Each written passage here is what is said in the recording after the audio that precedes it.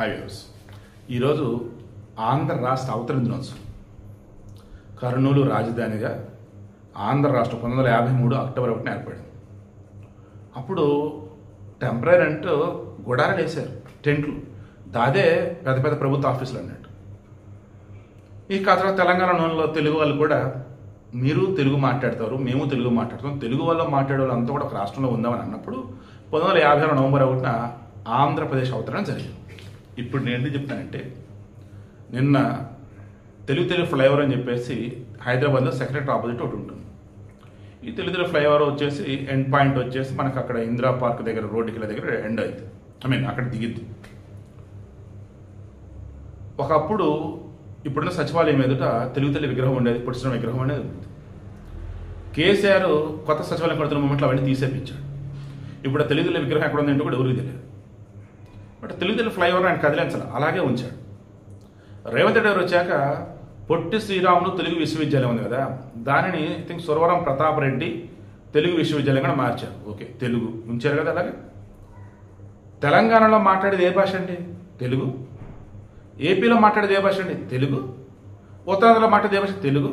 రాయలసీమలో తెలుగు, ఆదిలాబాద్ తెలుగు, వరంగల్ తెలుగు, ఖమ్మంలో తెలుగు, నల్గొండ తెలుగు, మహబూబ్నగర్లో తెలుగు. ఇలా చెప్పుకుంటూ పోతే తెలంగాణ వాళ్ళు మాట్లాడేది తెలుగు, ఆంధ్రాలో మాట్లాడేది తెలుగు, రాయలసీమలో మాట్లాడేది తెలుగు.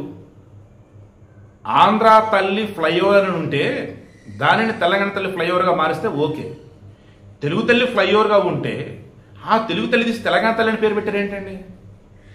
2014 ముందు రాష్ట్ర విభజన కాకముందు వాంటెడ్గా రెచ్చగొడుతూ తెలుగు తల్లి అంటే అది ఆంధ్ర వాళ్ళకి పరిమితం అన్నట్టుగా, మన భాష తెలుగు కాదు అన్నట్టుగా పిచ్చోళ్ళని చేసి పడేశారు ఎక్కడైతే. బట్ కొంతమంది అర్థం చేసుకుని లొంగలేదు, ఇంకొంతమంది వచ్చేసి పాపం తెలిసి తెలియకుండా వాళ్ళు ఇదైపోయినారు. బట్ ఆ తర్వాత కేసీఆర్ అర్థమైపోయింది, ప్రపంచ తెలుగు మహాసభలు పెట్టినా, మన భాష తెలుగు అని చెప్పిన, కాలేజీ గారి గురించి చెప్పిన, ఇలా చెప్పుకుంటూ పోతే గొప్ప గొప్ప కవులు, కళాకారులు ఎంతోమంది. ఒక్క మాట చెప్తాను నేను, తెలంగాణ అన్న పదం వచ్చిందే తెలుగు మీద బేస్ చేసుకొని. ఓ రకం చెప్పాలంటే అసలు అచ్చమైన తెలుగు వచ్చేసి తెలంగాణలో మాట్లాడతారు. ఆ తర్వాత ఏపీ కానీ తెలంగాణలో మనం చూసుకుంటున్నప్పుడు ఇంగ్లీష్ కొంత, ఉర్దూ కొంత, తమిళం కొంత, కన్నడం కొంత, ఒడియా కొంత కలిసి పదాలు ఉంటాయి. అచ్చమైన తెలుగు మాట్లాడతామన్నప్పుడు ఒకప్పుడు నిజాం నవాబులు రాకముందు, బ్రిటిష్ వాళ్ళు రాకముందు అన్నప్పుడు మొత్తం తెలంగాణలో అచ్చమైన తెలుగు అనేది ఉండేది. అటువంటి తెలుగు ఉన్నటువంటి ఈ తెలంగాణ ప్రాంతంలో తెలుగు ఫ్లైఓవర్ ఉన్న దాన్ని పట్టుకెళ్ళి తెలంగాణ తల్లి ఫ్లైఓవర్ అని పెట్టగానే కేసీఆర్ సైతం గెలకలేదు, దాన్ని టచ్ చేయలేదు. ఎందుకంటే తెలంగాణలో ప్రజలుగా మాట్లాడే తెలుగు కాబట్టి, మన భాష తెలుగు కాబట్టి అని. రేవంత్ రెడ్డి గారికి ఏమైందయ్యా, అకస్మాత్తుగా తెలంగాణ తల్లి ఫ్లైఓవర్ అని ఎలా వచ్చింది? పోనీ ఆ తెలంగాణ తల్లి ఫ్లైఓవర్ అని చెప్పేసి ఏ భాషలో రాశారు? తెలుగు భాషలో రాశారు. తెలుగు వాళ్ళు మా ఉండే నేల, తెలుగు భాష మాట్లాడే నేల, అక్కడ తెలుగు ఫ్లైఓవర్, తెలుగు తల్లి ఫ్లైఓవర్ ఉంటే తెలుగు తల్లి తీసేసి తెలంగాణ తల్లి పెట్టారు ఏంటి అని చెప్పేసి భయంకర నిరసన వ్యక్తమయ్యేసరికి అప్పటికప్పుడు దాన్ని మొత్తం ప్లాస్టిక్తో కప్పేశారు. మరలా చెప్తా, పాలకులు అనేవాళ్ళు, అధికారులు అనేవాళ్ళు ఏదైనా పని చేసే ముందు 1కి 10 సార్లు క్రాస్ చెక్ చేసుకోవాలి. ఎందుకంటే మనల్ని అంతా గమనిస్తూ ఉంటారు. అటువంటిది మనమే ఒక డిఫరెంట్ పాత్ర కనుక వెళ్ళినట్టయితే కరెక్ట్గా. ఫస్ట్ టైం రేవంత్ రెడ్డి గారు ప్రభుత్వంలో జరిగిన ఒక పని చాలా బాధేసింది. హైడ్రా అప్పుడు అమాయకులు కొన్నటువంటి వాటిని కూల్చేస్తున్నప్పుడు కూడా నేను బాధపడ్డా. వాళ్ళు కూడా ఇదే చెప్పారు, వాళ్ళకి రియల్ ఎస్టేట్ వాళ్ళ నుంచి, బిల్డర్స్ నుంచి, గవర్నమెంట్లో ఎవరైతే పర్మిషన్ ఇచ్చారో వాళ్ళ నుంచి మీరు డబ్బులు ఇప్పించి అప్పుడు కూల్చేస్తే బాగుండిద్ది. ఇప్పుడు వాళ్ళు ఎటు పోవాలి, ఏం చేయాలి? ఇప్పటికే బ్యాంకులో లోన్ కడుతూనే ఉన్నారు, వాళ్ళు కట్టకపోతే సిబిల్ స్కోర్ పోయిందా? సో ఆ విషయంలో నాకు ఇప్పటికే బాధ ఉంది. ఎగైన మరల తెలుగు ప్రజలంతా కూడా 2 రాష్ట్రాల్లో ఉంటే మనం మాత్రము తెలుగు తల్లి అంటే తెలంగాణ కాదు ఆంధ్ర అన్నట్టు చూపిస్తున్నామంటే ఏంటన్నట్టు అసలు అది? హిందీ అండి, ఉత్తర భారతదేశంలో ఎన్ని హిందీ మాట్లాడే రాష్ట్రాలండి? తమిళం, కన్నడం, మలయాళం. మనకే రోగం అండి.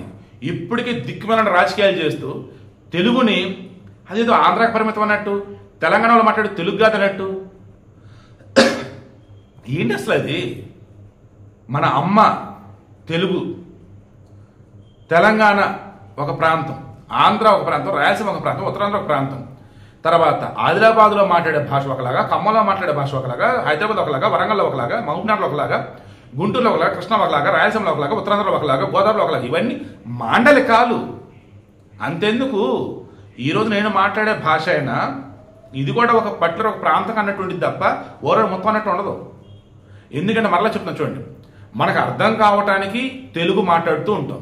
ఈ తెలుగు మాట్లాడే దానిలో పుట్టిన ప్రాంతానికి సంబంధించి మనం ఉండే ప్రాంతానికి సంబంధించి ఆ పదాలు యాడ్ అవుతూ ఉంటాయి. ఆ పదాలకు సంబంధించి ఇందులో రకరకాల భాష కూడా కలుస్తూ ఉంటాయి. వీటిని మాండలికాలు అంటారు. యాస భాష అన్నప్పుడు యాస మాండలికం, భాష మన తెలుగు.